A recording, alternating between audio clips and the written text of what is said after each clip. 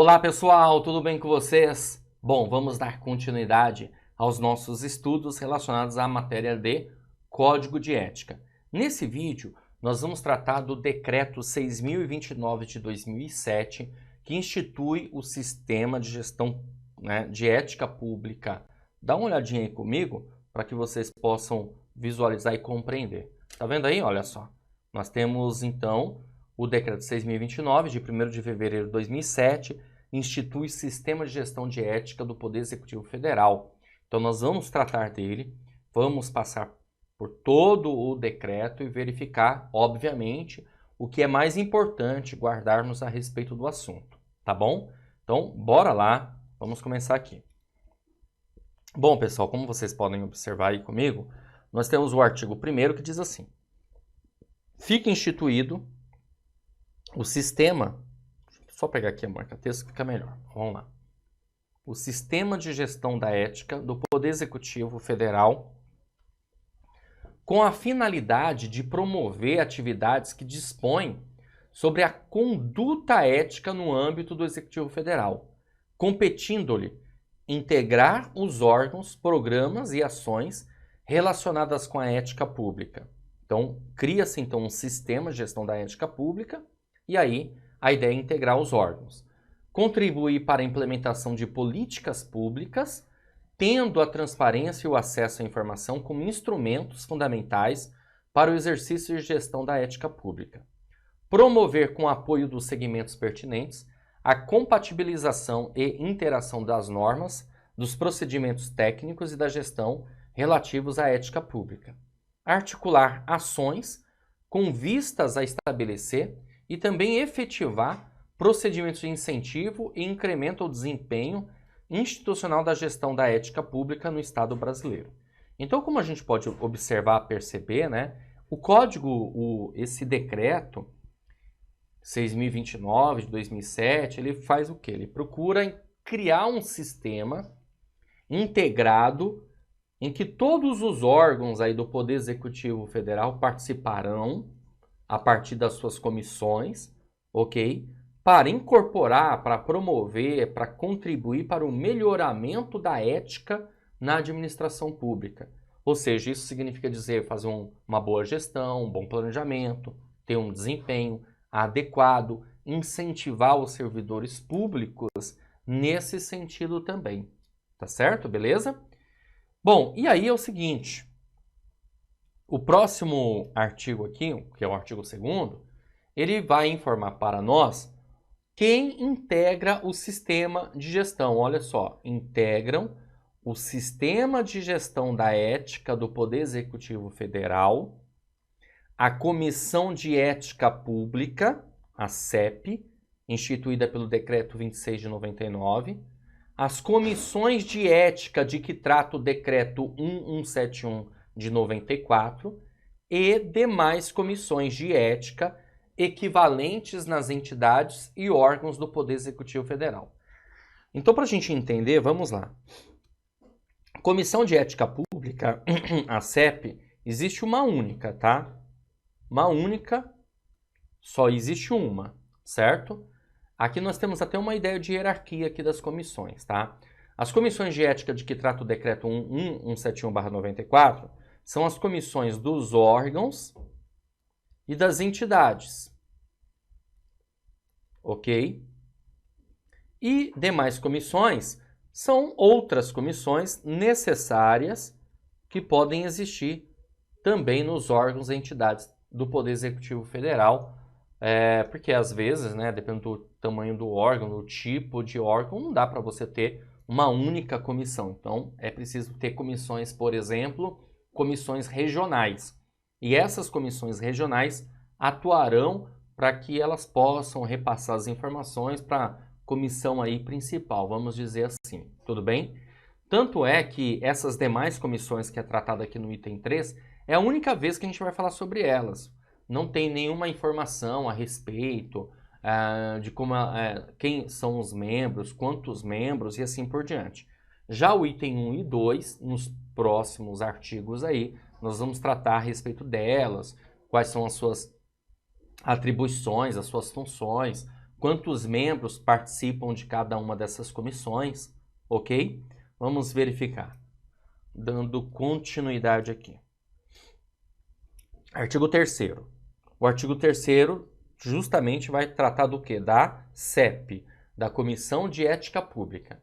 A Comissão de Ética Pública será integrada por 7 brasileiros que preencham os requisitos de idoneidade moral, reputação ilibada e notória experiência em administração pública. Então veja bem que interessante, pessoal. Essa comissão, ela, na verdade, o que vai acontecer? Ela é integrada por 7 brasileiros. Podem ser brasileiros natos, podem ser brasileiros naturalizados, sem problema algum, certo? Beleza? Uma coisa a gente tem certeza, não pode ser estrangeiro. Por quê? Porque deixa muito claro que tem que ser brasileiro. São 7 que vão integrar a comissão. Outra coisa interessante, necessariamente esses 7 brasileiros precisam ser servidores públicos? Sim ou não? A resposta é não. Por quê? Porque ele fala aqui, ó, que deve preencher os requisitos de idoneidade moral, reputação ilibada e notória experiência na administração pública. Mas, professor, tá falando aí notória experiência na administração pública. Ué, pessoal, notória experiência na administração pública não é sinônimo de ser servidor público. Beleza? Pode ser alguém que já prestou serviço para a administração pública e, consequentemente, adquiriu notória experiência. Ficou claro? Tem uma experiência comprovada. Aí, beleza. Mas não necessariamente precisa ser servidor público. Certo? Bom, essa comissão, como eu falei, ela é a mais importante, que faz parte do Poder Executivo Federal. Consequentemente, os membros da comissão serão designados pelo presidente da República. Cada membro terá mandato de 3 anos, que são mandatos não coincidentes, e é permitida uma única recondução. Prof, não entendi nada. Peraí, vou te explicar. Esse aqui é o José. Esse aqui é o João. Aí nós temos a Joana. Nós temos a Maria. Tá? Nós temos o Francisco, o Sebastião e a Meire. São as pessoas que fazem parte aqui da comissão. Cada um deles aqui tomou posse em um determinado ano. Ou seja, por isso que os mandatos não são coincidentes. Ficou claro isso para vocês? Eles podem ser reconduzidos a membro da comissão novamente? Podem. Quantas vezes? Uma única vez. Isso aqui já foi tema de prova. Então toma cuidado. Tá? Então quem designa é o presidente. Designar é mais ou menos uma ideia assim de nomear. Tá certo? Então o presidente da República vai designar. E por que o presidente? Porque, como eu falei, é uma comissão para todo o Poder Executivo Federal.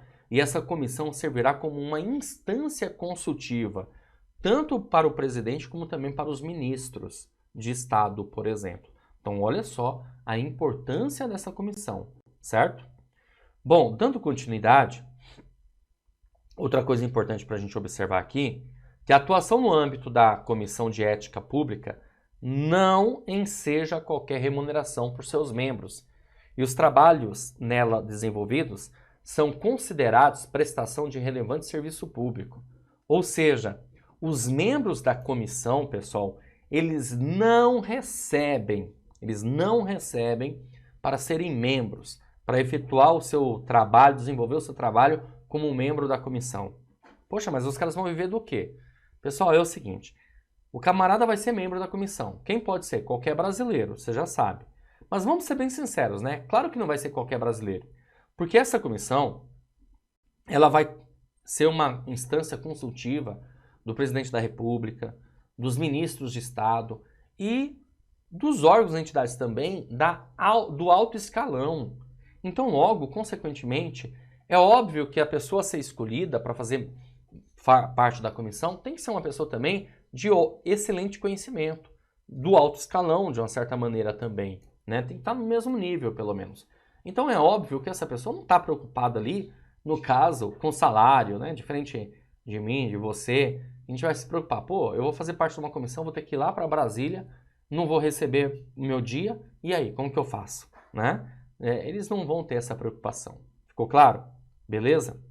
Bom, o parágrafo 2º diz o seguinte: o presidente da comissão terá o voto de qualidade nas deliberações da comissão, ou seja, o voto de Minerva, né? Aquele que desempata. Parágrafo 3º. Os mandatos dos primeiros membros serão de 1, 2 e 3 anos, estabelecidos no decreto de designação. Pessoal, por que os mandatos dos primeiros membros são mandatos diferentes? Já que eu acabei de comentar para você que cada membro terá mandatos de 3 anos, mas o parágrafo 3º fala diferente. Vou te explicar. Porque, imagina assim, essa situação, o decreto é de 2007. Então, até então, nós não tínhamos uma comissão, logo até então nós não tínhamos membros para fazer parte da comissão, certo? Aí, a partir do momento que a gente começa a ter membros na comissão, só que os mandatos não podem ser coincidentes, se a gente colocar todo mundo 3 anos, sempre vai ser coincidente. Então, os primeiros membros, né, um vai ter mandato de 3 anos, outro vai ter mandato de 1 ano, outro vai ter mandato de 2 anos. Para quê? Para que lá na frente seja possível o que falou ali no artigo 3º, de mandatos não coincidentes. Beleza? Deu para entender? Então, bora continuar. Vamos lá. Artigo 4º. A CEP compete. Quais são as competências da Comissão de Ética Pública? Atuar como instância consultiva do Presidente da República e dos ministros de Estado em matéria de ética pública. Então, você vê, vai ser uma instância consultiva, tipo uma consultoria, né? Vai administrar a aplicação do Código de Conduta da Alta Administração Federal. Olha que interessante, pessoal, peraí. Veja que interessante. Se uma pessoa, se um servidor público, um assistente, um técnico administrativo, né, um pessoal da área operacional, comete uma falta ética, será que vai ser essa comissão que vai avaliar? A resposta é não. Por quê? Porque essa comissão de ética pública, ela aplica o Código de Conduta da Alta Administração Federal. O que isso tem a ver? Tem a ver que, nesse caso, ela vai só se preocupar com alto escalão, pessoal que está lá no nível superior, entende?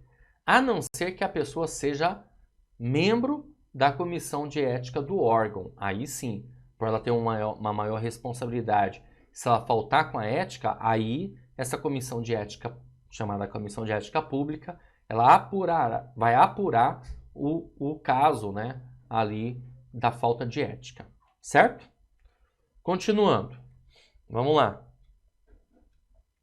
Então veja, ó, então ela vai administrar a aplicação do Código de Conduta da Alta Administração Federal, devendo submeter ao Presidente da República medidas para o seu aprimoramento.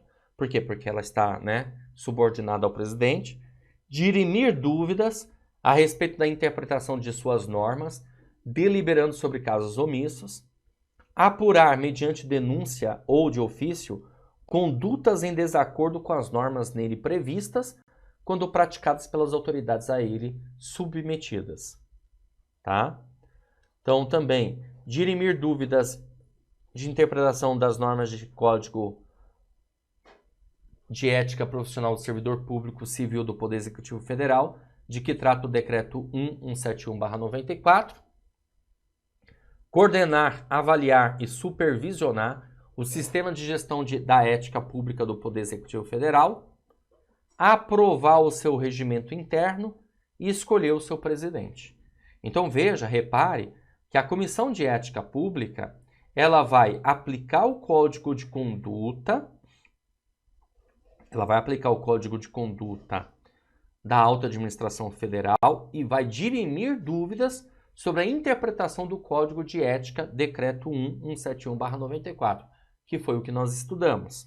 Beleza? Vai coordenar, avaliar, supervisionar o sistema de gestão de ética, vai aprovar, vai escolher o seu presidente e assim vai.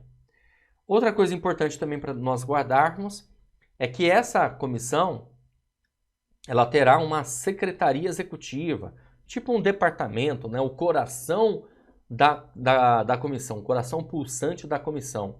E essa secretaria executiva ela é vinculada à Casa Civil da Presidência da República, a qual competirá prestar o apoio técnico e administrativo aos trabalhos da comissão. Bom, então vamos continuar. Artigo 5º. Cada comissão de ética de que trata o decreto 171 será... ó que legal, ó que bacana, antes de dar continuidade. Veja, então nós percebemos que os artigos anteriores, eles estavam se referindo à comissão de ética pública, que precisa ter 7 brasileiros, eles terão mandatos de 3 anos, não coincidentes, é permitida uma única recondução, quem designa é o presidente da República e vai ter uma secretaria vinculada à Casa Civil da Presidência da República. Trabalha como uma instância consultiva para o presidente e para os ministros e aplica e apura o Código de Conduta da Alta Administração Federal. A partir do artigo 5º, nós temos informação como que funcionam as comissões de ética de que trata o decreto 171/94. Olha só, visualiza aí comigo. Olha o que diz aqui o decreto no artigo 5º, né? Cada comissão de ética de que trata o decreto 171/94 será integrada por 3 membros titulares e 3 suplentes, escolhidos entre servidores e empregados do seu quadro permanente e designados pelo dirigente máximo da respectiva entidade ou órgão para mandatos não coincidentes de 3 anos. Então veja que é diferente, né? Então vou colocar aqui um esqueminha para você guardar isso aqui, ó. Então a Comissão de Ética Pública são 7 brasileiros, podem ser natos ou naturalizados, precisam ter reputação ilibada, né? Precisam ter idoneidade moral, ok?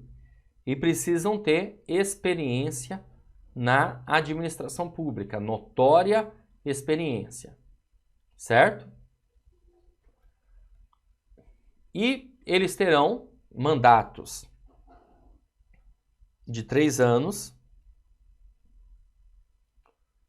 não coincidentes, e é permitida uma única recondução. Essas são as informações mais importantes para você guardar.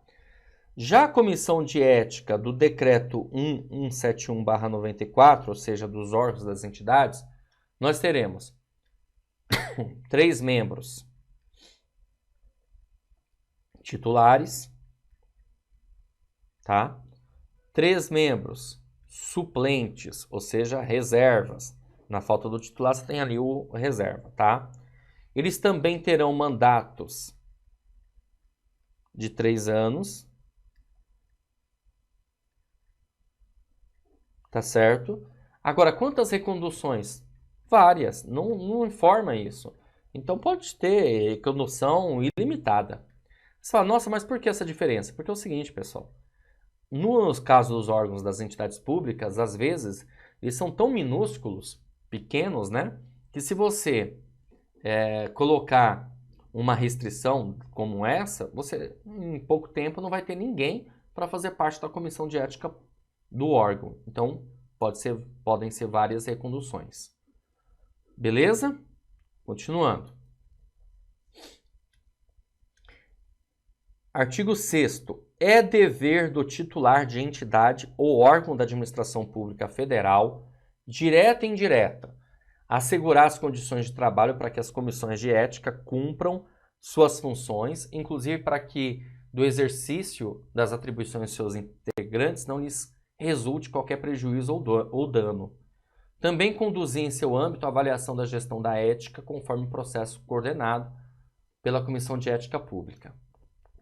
Artigo 7º. Compete às comissões de ética de que tratam os incisos 2 e 3 do artigo 2º atuar como instância consultiva de dirigentes e servidores no âmbito do seu respectivo órgão ou entidade.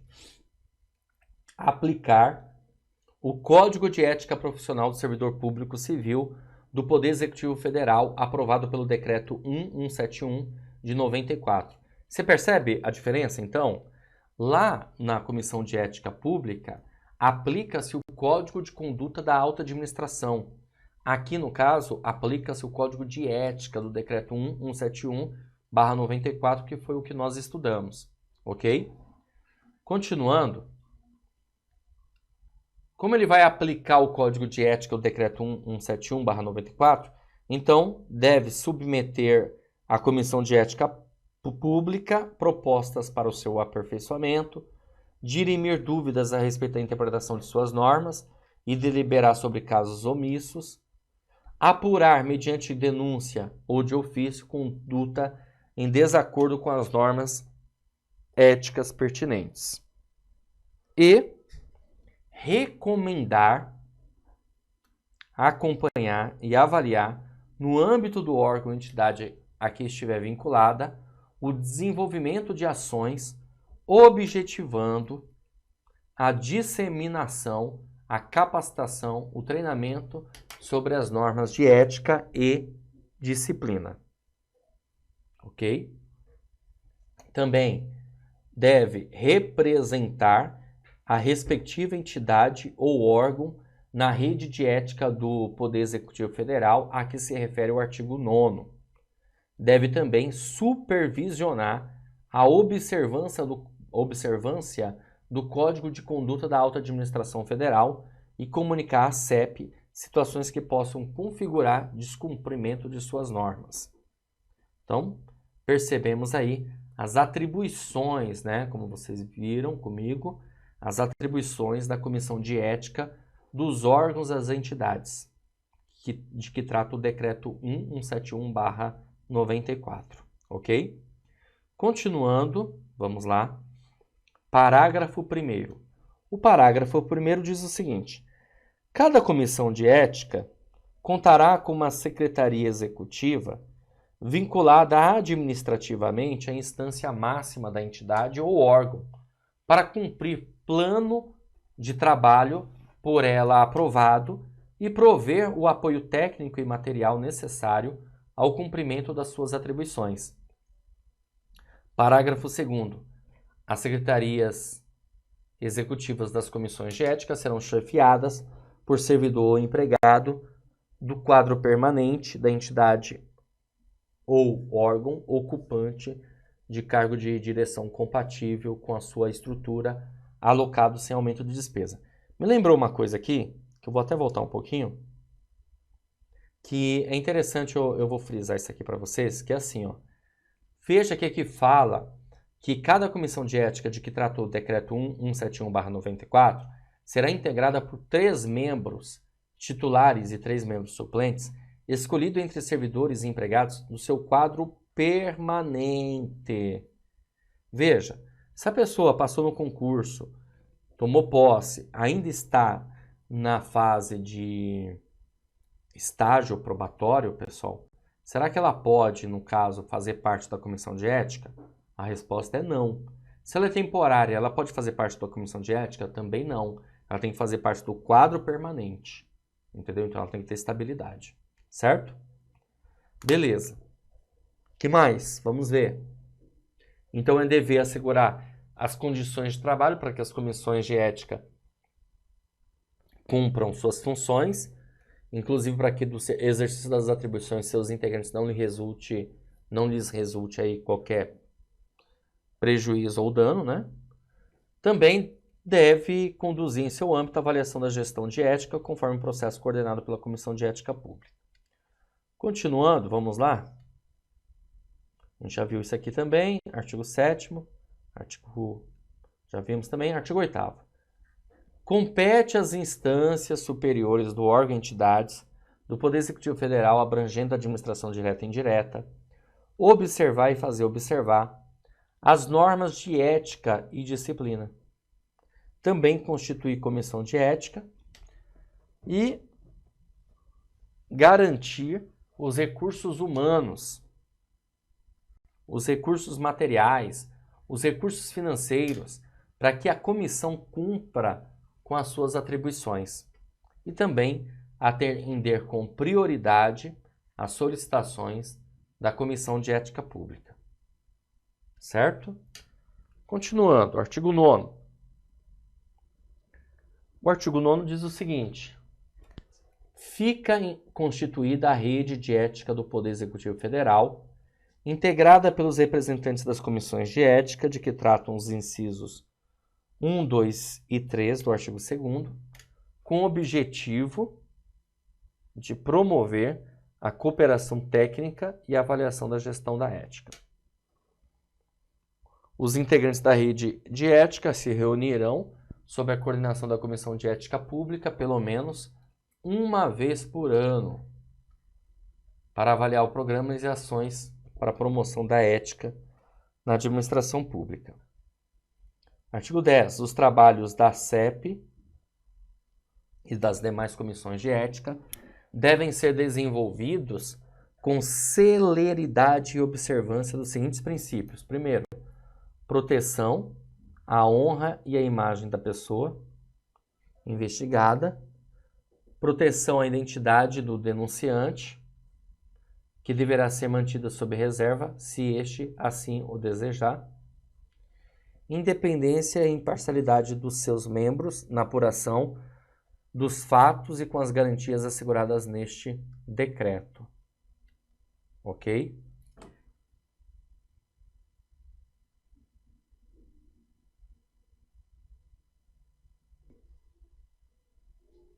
Bom, pessoal, e o item 3 do artigo 10, ele fala que também é preciso ter independência e imparcialidade dos seus membros na apuração dos fatos com as garantias asseguradas neste decreto, certo?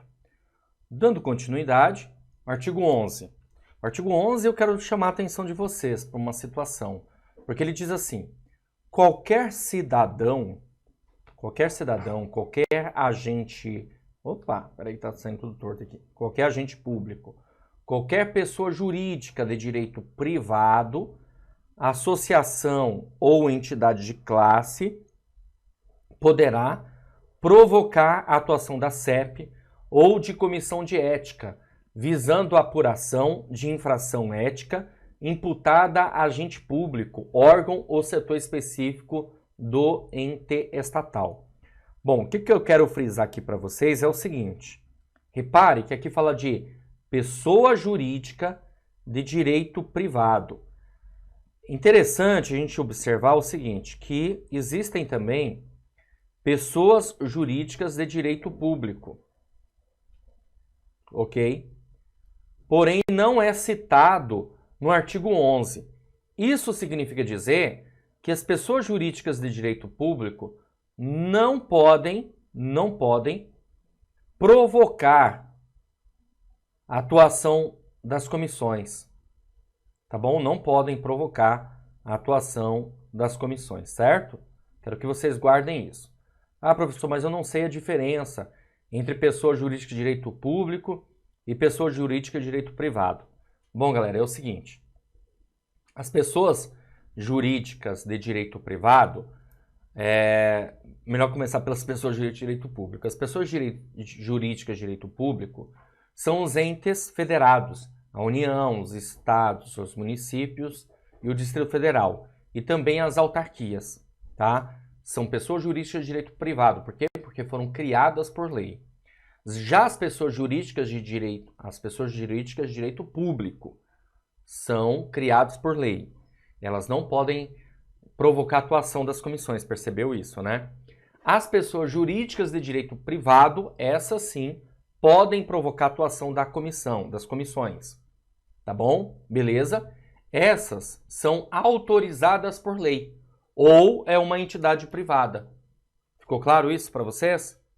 Então, beleza. Deixa eu dar continuidade aqui. Para ficar mais clara essa informação, eu vou fazer o seguinte, ó, deixa eu abrir aqui uma tela em branco. Vamos colocar assim, ó, administração pública. Então, a gente tem aqui a administração pública, temos a administração pública direta e temos a administração pública indireta. A administração pública direta é o DEMO. Então, nós temos aqui o Distrito Federal, os estados, os municípios e a União, certo? Todos esses aqui são pessoas jurídicas de direito público, certo? São criados por lei. E desse lado nós temos a administração pública indireta, a fase, né, que são as fundações, as autarquias, as sociedades de economia mista e também as empresas públicas. Certo? Bom, o que acontece? As autarquias são pessoas jurídicas de direito público, logo são criadas por lei. Já as fundações, nós temos as fundações comuns e temos as fundações autárquicas. As fundações comuns são pessoas jurídicas de direito privado e as autárquicas são de direito público. A sociedade de economia mista e as empresas públicas são pessoas jurídicas de direito privado. Beleza? Então vê que interessante, né? Pessoa jurídica de direito público não pode provocar atuação da CEP, mas pessoas jurídicas de direito privado podem. A gente tira essa conclusão lendo o artigo 11, tudo bem? Bom, então quer dizer que o agente público do INSS, porque o INSS, por exemplo, é uma autarquia, certo? Assim como as universidades, né? Não podem provocar atuação. Cuidado, o agente público pode, a pessoa jurídica que não pode. Fique esperto com isso. Beleza? Tudo bem? Tá? Então guarda isso aqui, é importante para vocês. Por exemplo, se tivesse assim, ó, pessoa jurídica, ponto, aí qualquer pessoa jurídica, seja ela de direito público ou privado. Mas como eles colocaram pessoa jurídica de direito privado, logo a pessoa jurídica de direito público não pode. Ficou claro? Então fechamos aqui, vamos dar continuidade, né? Que nós temos aqui o parágrafo único que diz assim: entende-se por agente público, para fins deste decreto, todo aquele que, por força de lei, contrato ou qualquer ato jurídico, preste serviços de natureza permanente, temporária, excepcional ou eventual, ainda que sem retribuição financeira, a órgão ou entidade da administração pública federal direta e indireta. Olha que interessante, né, pessoal? Aqui ele está trazendo para nós o conceito de agente público. É um conceito também aberto, é um conceito genérico que ele fala qualquer pessoa que preste serviço. Pode ser de maneira direta, indireta, pode ser excepcional, eventual, pode ser com remuneração ou sem remuneração, não importa. Prestou serviço é considerado agente público e logo, consequentemente, precisa respeitar os ditames do decreto. Basicamente é isso que a gente precisa guardar, tá bom? Continuando, vamos lá. Artigo 12. O processo de apuração de prática de ato em desrespeito ao preceituado no Código de Conduta da Alta Administração Federal e no Código de Ética Profissional do Servidor Público Civil do Poder Executivo Federal será instaurado de ofício ou em razão de denúncia fundamentada, respeitando-se sempre as garantias do contraditório e da ampla defesa pela Comissão de Ética Pública ou comissões de ética de que tratam os incisos 2 e 3 do artigo 2º, conforme o caso, que notificará o investigado para manifestar-se por escrito no prazo de 10 dias. Então tem 10 dias aqui para se manifestar, obviamente, né, que é o prazo aí, né, pessoal, para ampla defesa, para o contraditório, e a lei, o decreto, ele permite, obviamente, de maneira correta, essa situação, tá bom? Continuando, bora lá, vamos ver o que mais nós temos aqui. O investigado poderá produzir prova documental necessária à sua defesa. As comissões de ética poderão requisitar os documentos que entenderem necessários à instrução probatória e também promover diligências e solicitar parecer de especialista. na hipótese de serem juntados aos autos da investigação após a manifestação referida no caput deste artigo, novos elementos de prova, o investigado será notificado para nova manifestação no prazo de 10 dias. Concluída a instrução processual, as comissões de ética proferirão a decisão conclusiva e fundamentada. Bom, parágrafo 5º. Se a conclusão for pela existência da falta de ética, além das providências previstas no Código de Conduta da Alta Administração Federal e no Código de Ética Profissional do Servidor Público do Poder Executivo Federal, as comissões de ética tomarão as seguintes providências, no que couber: encaminhamento de sugestão de exoneração de cargo ou função de confiança à autoridade hierarquicamente superior ou devolução ao órgão de origem, conforme o caso. Só toma um cuidado, pessoal, com essa informação que está aqui, para você não confundir, achar que, de repente, a comissão de ética vai exonerar o servidor de cargo em comissão, cargo de confiança. Não. Ele, na verdade, encaminha uma sugestão. Por quê? Porque a comissão de ética pode punir com a censura. Nós já tratamos sobre isso, tudo bem? Beleza? O que ela faz é sugerir a exoneração. Então, ela encaminha essa sugestão. Outra situação aqui também é o seguinte. Também encaminhamento, conforme o caso, para a Controladoria Geral da União ou da unidade específica do Sistema de Correição do Poder Executivo Federal, de que trata o Decreto 5.480, para exame de eventuais transgressões disciplinares. Veja também que é para examinar, né? E recomendação de abertura de procedimento administrativo, se a gravidade da conduta assim o exigir. Lembrando, se é um procedimento administrativo, significa dizer que o servidor corre o risco de ser punido em outras situações, como advertência, suspensão, demissão, tudo bem? Mas veja, não é a comissão de ética que vai punir com essas sanções, tá? Ela recomenda a abertura do procedimento e aí, evidentemente, que a comissão de procedimento disciplinar é que tem poder para fazer isso. Ficou claro? Lembrando que a única pena aí da comissão de ética é a pena de censura. Vamos continuar. Bora lá. O que mais nós temos aqui? Artigo 13. Será mantido com a chancela de reservado até que esteja concluído qualquer procedimento instaurado para apuração de prática em desrespeito às normas éticas. Concluída a investigação e após a deliberação da CEP ou da Comissão de Ética do órgão ou entidade, os autos do procedimento deixarão de ser reservados. Na hipótese dos autos estarem instruídos com documento acobertado por sigilo legal, o acesso a esse tipo de documento somente será permitido a quem detiver igual direito perante o órgão ou entidade originariamente encarregado da sua guarda. E para resguardar o sigilo de documentos que assim devam ser mantidos, as comissões de ética, depois de concluído o processo de investigação, providenciarão para que tais documentos sejam desentranhados dos autos, lacrados e acautelados.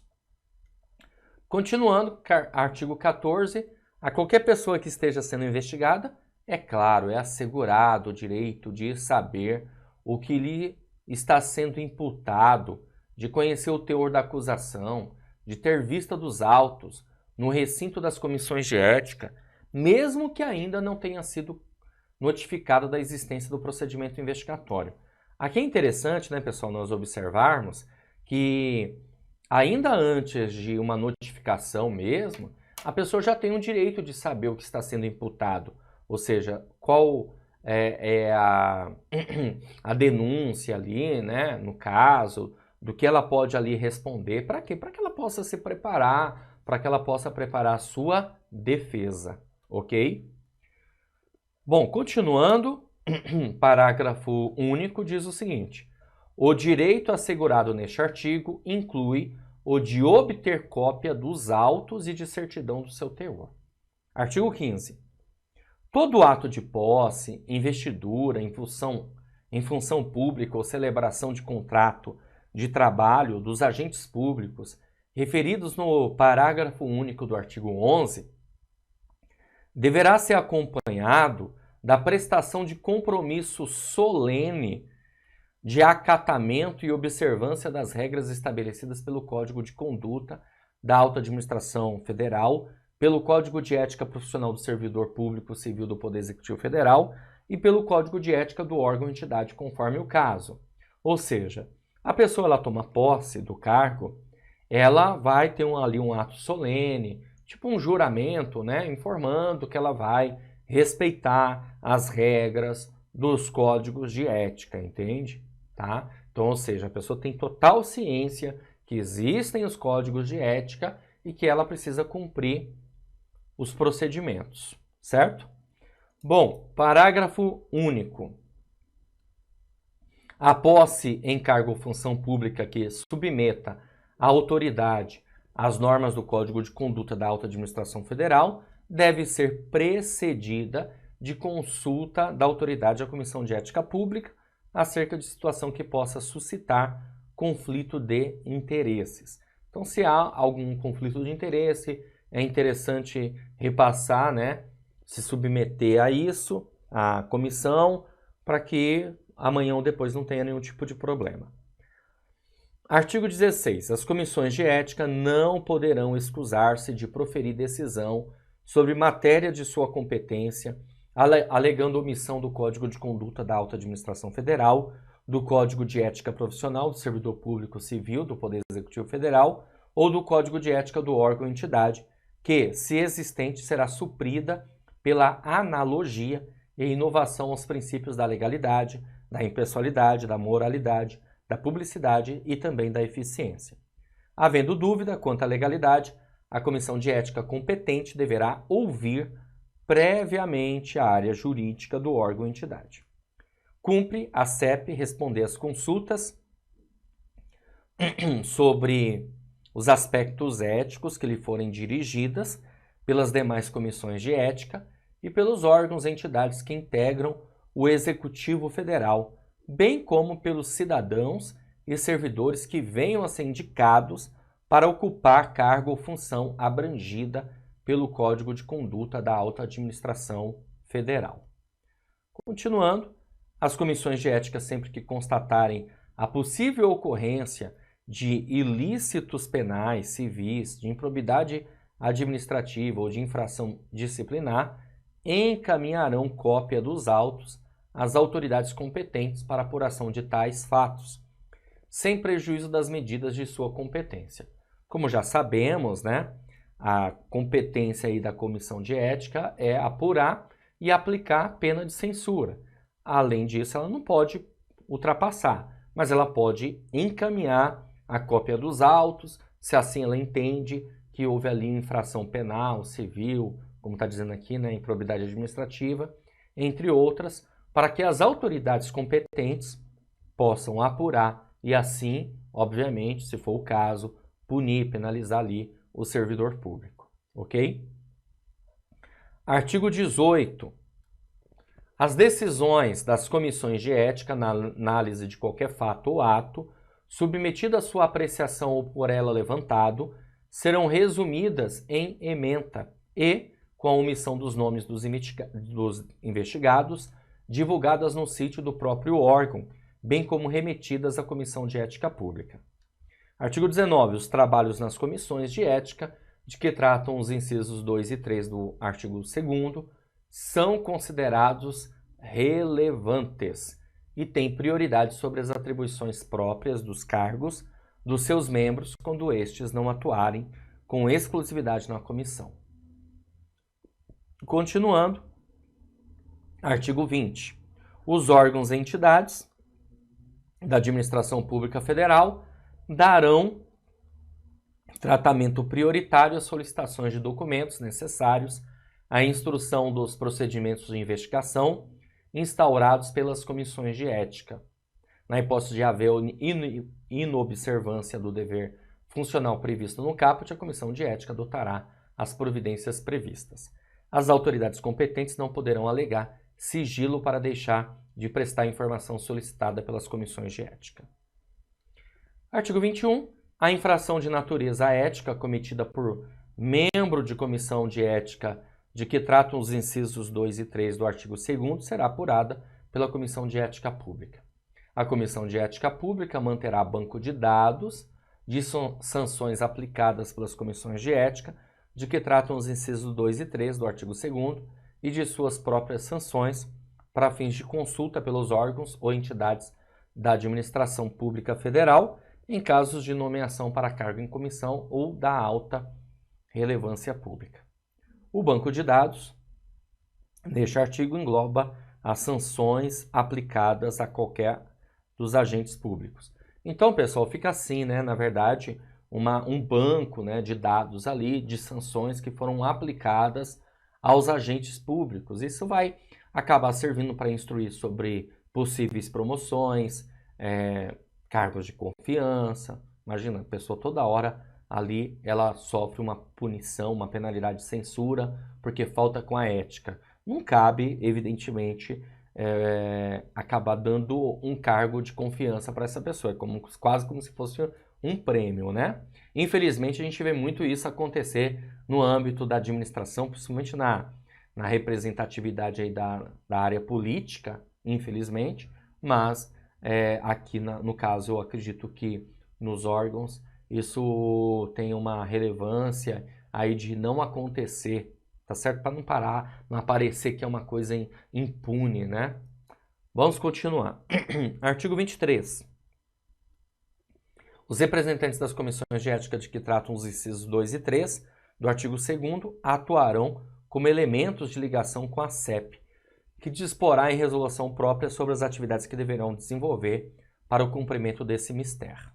Continuando, as normas de conduta, as normas do Código de Conduta da Alta Administração Federal, perdão, do Código de Ética Profissional do Servidor Público Civil do Poder Executivo Federal e do Código de Ética do órgão ou entidade aplicam-se no que couber às autoridades e agentes públicos nele referidos, mesmo quando em gozo de licença.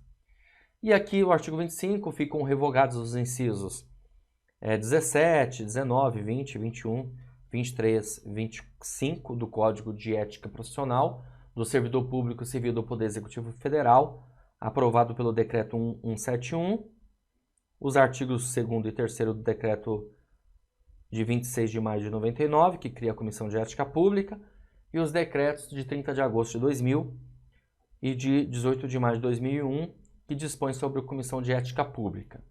É porque, na verdade, o que acontece, né? O Decreto 6.029 de 2007, ele passa a tratar sobre as comissões de ética, sobre o sistema de gestão de ética pública, por isso que ele acaba revogando aí alguns dispositivos do Decreto 1171/94 e de outros também, tá certo?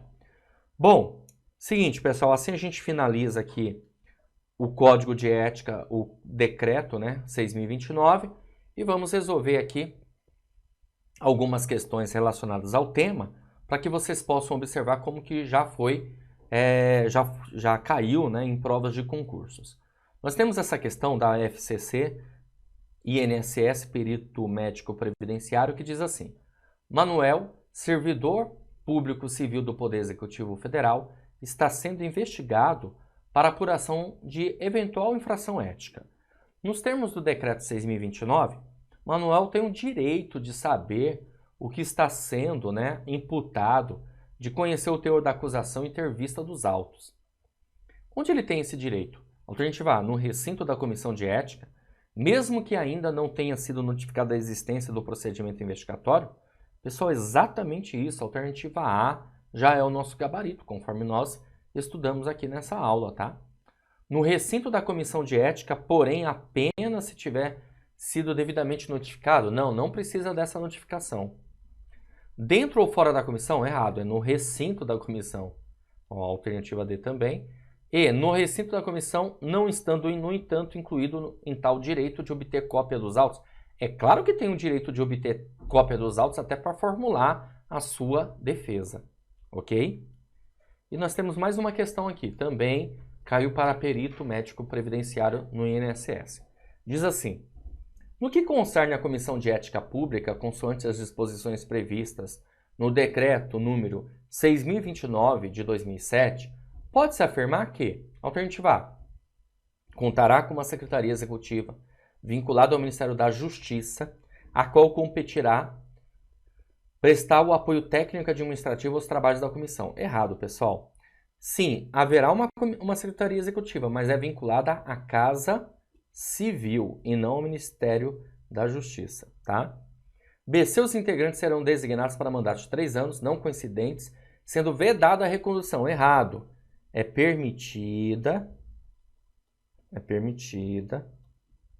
uma única recondução. Ok? Alternativa C. Atuação no âmbito da CEP enseja a remuneração. Errado. Não enseja nenhuma remuneração. D. Compete-lhe, dentre outras atribuições, dirimir dúvidas a respeito de interpretação das normas do Código de Conduta da Alta Administração Federal, deliberando sobre casos omissos. Opa, exatamente isso. A alternativa D é o gabarito da nossa questão. Alternativa E. Deve observar, dentre outros princípios, a proteção à identidade do denunciante, que deverá sempre ser mantida sob reserva. Não, sempre ser mantida sob reserva está errado. Essa proteção à identidade, pessoal, ela será mantida até que seja concluída tudo, tá? Após a conclusão e deliberação da comissão, logo acaba-se aí então o sigilo, tá bom? Bom, assim nós encerramos essa aula. Espero mais uma vez ter contribuído, ter ajudado, que você tenha entendido a respeito dos temas, dos assuntos que foram tratados nessa aula sobre o Decreto 6.029 de 2007, tá bom? Um grande abraço para vocês, a gente se vê, obviamente, numa próxima oportunidade. Valeu! Você acaba de assistir a uma aula ou uma parte das muitas aulas que nós temos aqui no nosso curso online preparatório, gabaritando Câmara de Jaboticabal para o cargo de assistente. E se você chegou até aqui é porque gostou, não é verdade? Então continua, porque eu tenho um recado importante para te passar. Nós do Vencendo Concursos montamos o curso online preparatório completo. Quero mostrar aqui para vocês as vantagens do nosso curso, porque que vale a pena você investir no curso online preparatório. Bom, você vai ter acesso imediato ao curso. Então, no momento que você adquire, você recebe no seu e-mail os dados de acesso, já começa a navegar com a gente imediatamente. Você vai ter acesso ilimitado. Poderá assistir às aulas quantas vezes você quiser, não tem limitação de visualizações. Você terá no curso teoria e questões comentadas. Aliás, centenas de questões comentadas pelos nossos professores, o que vai fazer muita diferença aí na sua preparação. Material em PDF das aulas. Então, nós transformamos os slides dos professores em material em PDF para você ter aí como opção aí de complemento, tá? E vai receber um super bônus. Esse bônus é um caderno de questões, na verdade vários, tá bom? Porque os cadernos de questões são separados por matéria, questões gabaritadas, milhares de questões à sua disposição para você treinar. É isso mesmo. Certo, pessoal? Tudo separado por matéria, você vai baixar e vai resolver as questões. Bom, valor especial de lançamento do curso de R$ 497 por apenas R$ 297 à vista ou 12 vezes de R$ 29,65. Olha só, o que você compra com R$ 29,65, hein? Hoje em dia não dá para comprar um lanche, na verdade? Então, se você economizar um pouquinho por mês, você adquire o curso online preparatório completo e vai estudar com a gente aqui no Vencendo Concursos, porque aqui você vence. Para você adquirir o curso, você vai fazer o seguinte: abaixo do vídeo, na barra de descrição, vai ter um link. Você vai clicar nesse link e vai ser redirecionado à página do curso. Lá encontrará todas as informações necessárias. Aí é só preencher seus dados, escolher a forma de pagamento e pronto. Vai começar a estudar aqui com a gente no Vencendo Concursos, tá certo? Se você tiver alguma dúvida, lá na página do curso tem um chat online, é só você digitar o que você deseja, a sua dúvida, e o pessoal vai te atender e vai sanar. Ou você também pode chamar na central de atendimento do WhatsApp, tá aí o número 11 97465 6052. Show de bola? Então é isso, gente. Eu vou ficando por aqui, tá bom? Grande abraço para vocês e a gente se vê, claro, numa próxima oportunidade. Valeu e até mais!